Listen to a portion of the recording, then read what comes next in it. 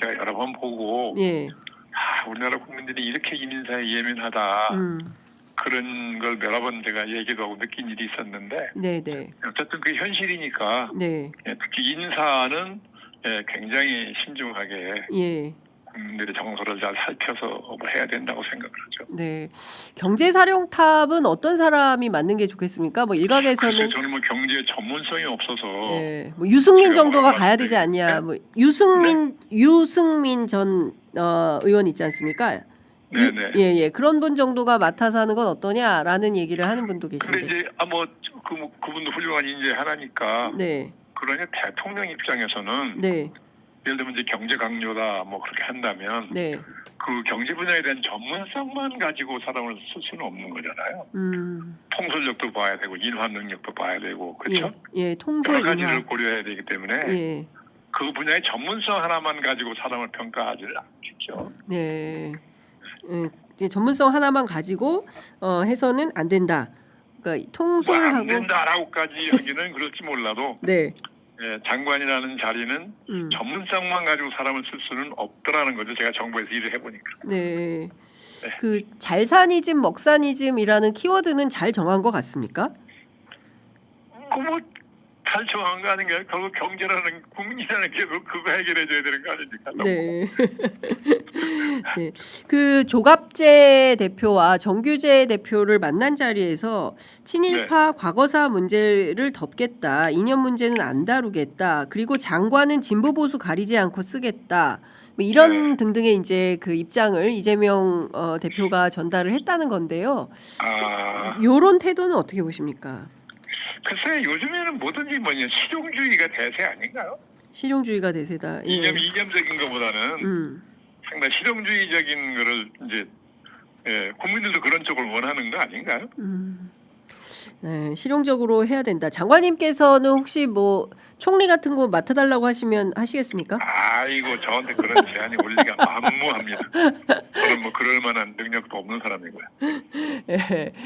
예, 장관님께서 오랫동안 사실 그 YS 공보수석을 시작으로 해서 소위 이제 보수의 제갈공명으로 또 보수 책사로 그게 지나치게 과장된 표현들을. 그래도 안철수, 문재인 뭐 다 겪어보지 않으셨습니까? 네. 그 지금 이 시대의 이재명이라는 정치인이 대한민국이라는 나라에서 이것만큼은 꼭 해야 성공한 대통령으로 남을 것이다라고 조언을 하신다면 어떤 걸 해야 된다고 보십니까? 그게 뭐 지금 한국 사회가 부딪히고 있는 경제적 측면에서는 그죠? 네. 이게 소득 격차가 자꾸 벌어진다는 거 아니에요, 지금 그죠? 그렇습니다.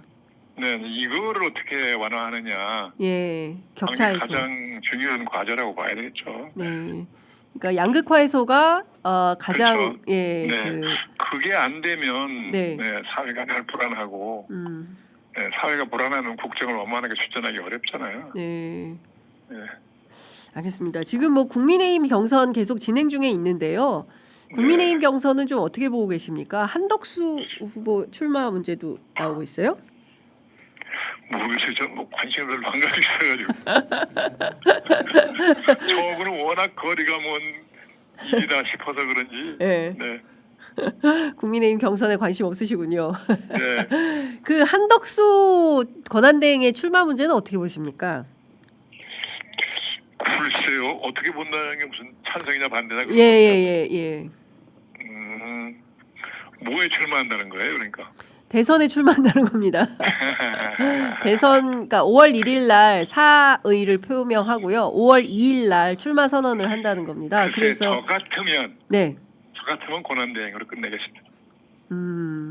네. 그게 왜 그렇게 판단하십니까?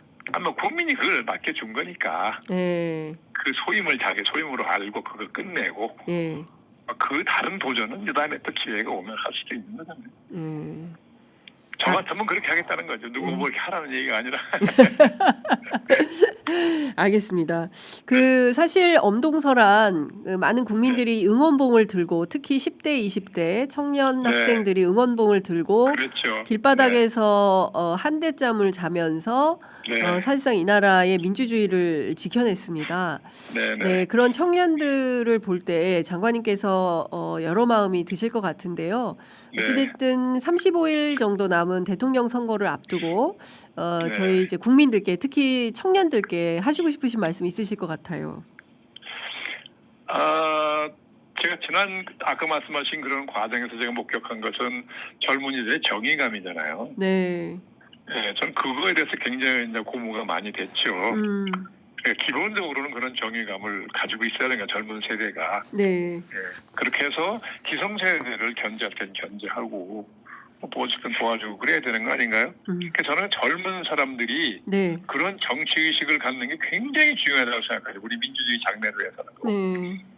네, 그래서 지난번에 그런 모습을 보면서 저는 굉장히 고무됐던 사람이죠.